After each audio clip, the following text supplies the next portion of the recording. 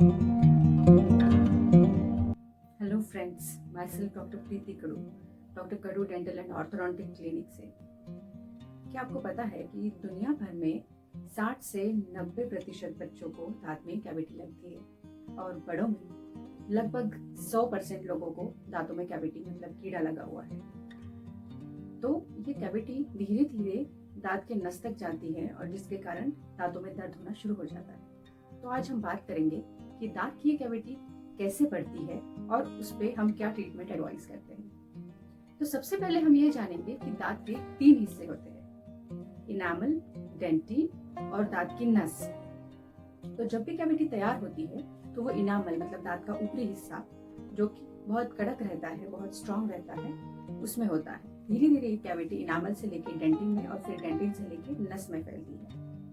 जब भी ये कैविटी मतलब कीड़ा दांत के इनामल में रहती है उस टाइम पे आपको दांतों के ऊपर पीले कलर के, काले कलर के या फिर ब्राउन कलर के कुछ स्पॉट्स दिख सकते हैं या कभी कभी थोड़ा उसमें खाना फंसना भी शुरू हो सकता है।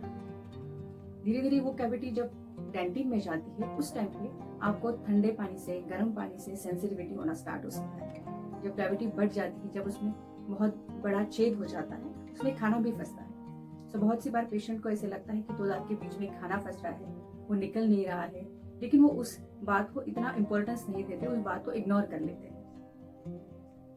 जब भी आप हमारे पास में आते हैं इस स्टेज में कि जब आपके दांत में कैविटी लगी है और वो सिर्फ इनामल में है या फिर डेंटिन तक बस पहुंच रही है, उस केस में हम आपके दांतों का फिलिंग करेंगे। दांत की फिलिंग सिंपल प्रोसीजर है जिसमें हम दांत के कीड़े को साफ करते हैं। साफ होने के बाद उसमें हम फिलिंग कर देते हैं। वही अगर दांत की कैविटी दांत के नस के पास में चली जाती है तो धीरे धीरे दांत के नस में भी इंफेक्शन होना शुरू हो जाता है।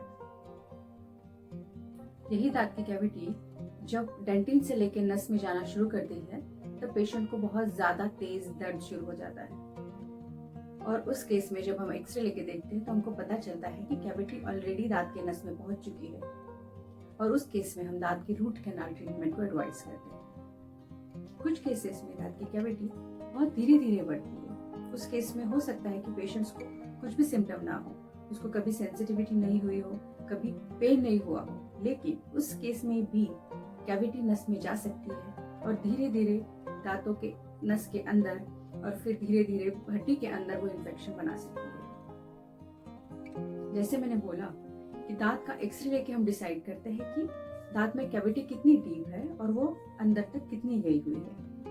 जैसे सिर्फ दांत के नस में इन्फेक्शन है फिर तो दांत आपका रूट कैनाल ट्रीटमेंट से बच जाएगा, लेकिन अगर दांत के नस का इन्फेक्शन पूरा हड्डी में फैल गया है और पूरे हड्डी के अंदर सिस्ट बन गई है, इन्फेक्शन बहुत ज्यादा बढ़ गया है, उस केस में हम दांत को बचा नहीं सकते। उस केस में उस दांत को निकालने का डिसीजन हम लेते हैं।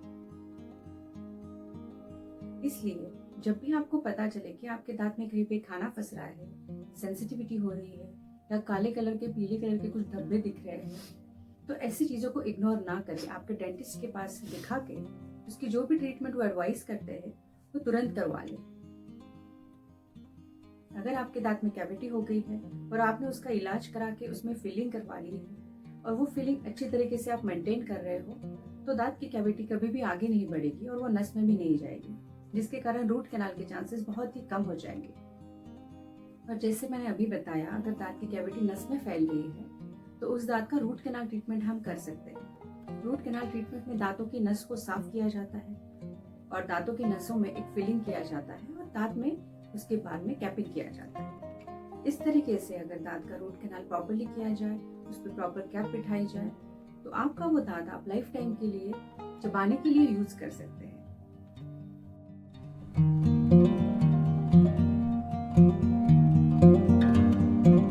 Subscribe us for more informative videos. Thank you for watching.